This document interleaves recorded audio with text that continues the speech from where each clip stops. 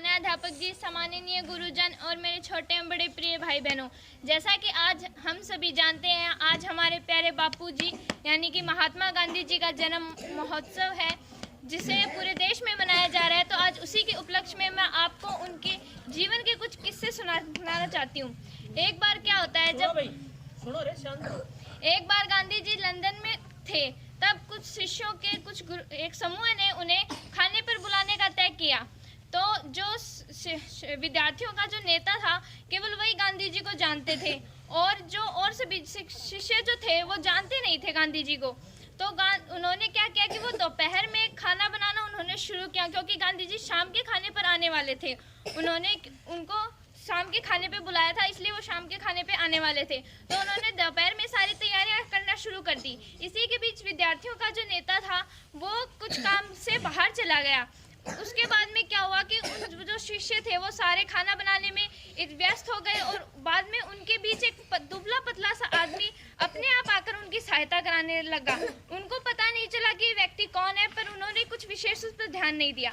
पर जब शाम को खाने के समय जब विद्यार्थियों का नेता वहां पर आया, तो उसने देखा कि वहां पर जो पतला व्यक्ति अचानक से आकर उनकी मदद कराने लगा, वो और कोई नहीं थे, हमारे प्यारे महात्मा गांधी जी थे। महात्मा गांधी जी इतने विशेष व्यक्ति थे, वो हमारे देश के राष्ट्रपिता भी हैं। तो वो इतने विशेष व्यक्ति थे, वो हम सभी के लिए विशेष थे, पर वो खुद को विशेष न तो मानते थे और न ही दिखाते थे। वो बहुत ही साधारण व्यक्तित्व वाले व्यक्ति थे।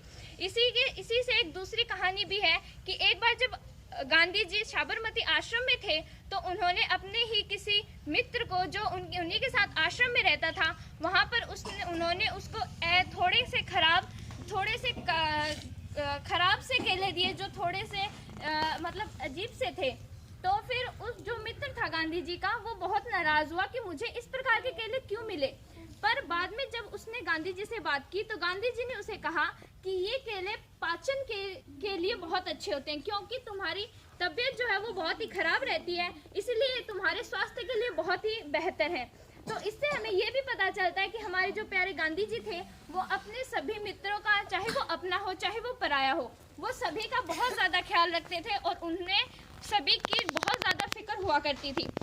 इस प्रकार की महान आत्मा हमारे देश में जन्मी, हमारे लिए बहुत गर्व की बात है, जिसने हमारे पूरे देश को आज़ाद कराया और जिन्हें हम आज नहीं, कल नहीं, बल्कि अनंत तक, जब तक हम रहेंगे, हमारा ये प्यारा हिंदुस्तान देश रहेगा, हम उनको याद करते रहेंगे। तो अंत में मैं आप सभी को महात्मा गांधी जी की जयंती की बहुत बहुत शुभकामनाएं देती हूँ, बधाई देती हूँ। धन्यवाद।